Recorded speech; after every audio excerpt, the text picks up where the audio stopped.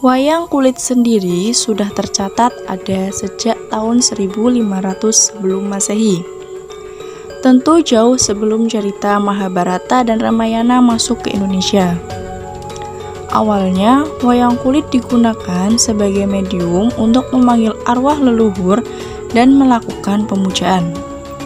Hal ini dihubungkan dengan kepercayaan masyarakat Jawa kuno yang masih melakukan ritual penyembahan pada arwah leluhur.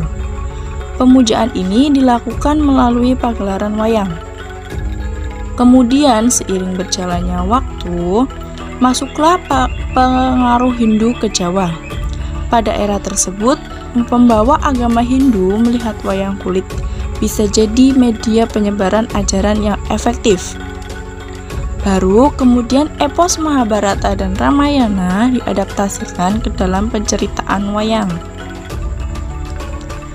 Lambat laun orientasi pagelaran wayang bergeser.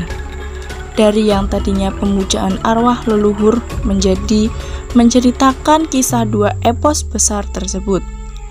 Akulturasi yang terjadi bisa dikatakan berjalan lancar, sehingga Hindu bisa diterima di Jawa pada masa tersebut. Menurut Widodo, para wali tak hanya berkuasa di dalam keagamaan, tetapi juga berkuasa dalam pemerintah dan politik. Selain itu, mereka juga pengembang kebudayaan dan kesenian yang andal.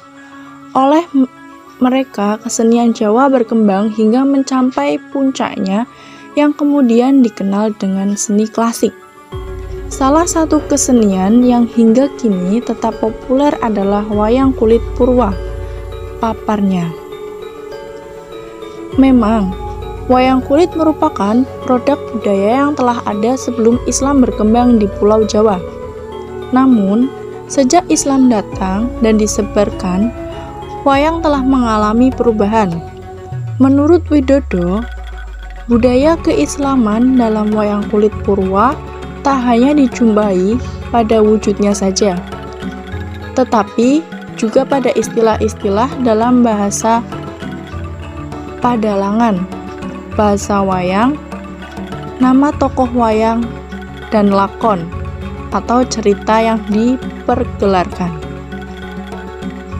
Menurut Widodo, pengaruh Islam dalam wayang kulit Purwa tidak saja pada bentuknya, tetapi telah merambah pula pada aspek simbolisasi dan berkaitan pula dengan aspek lainnya yang berhubungan dengan pagelaran wayang kulit Purwa. Sehingga kelestariannya patut untuk dijaga, karena merupakan salah satu bagian dari seni budaya bangsa yang menjadi saksi sejarah perkembangan bangsa, khususnya perkembangan agama Islam di Indonesia.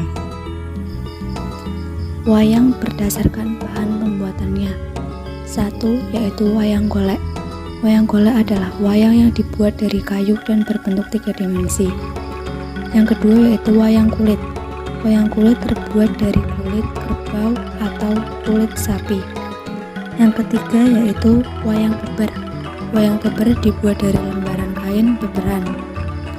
Yang keempat yaitu wayang klitik. Wayang klitik terbuat dari kayu, hanya berbeda ketebalannya dengan wayang golek. Wayang klitik lebih tipis dan ringan dibandingkan dengan wayang golek.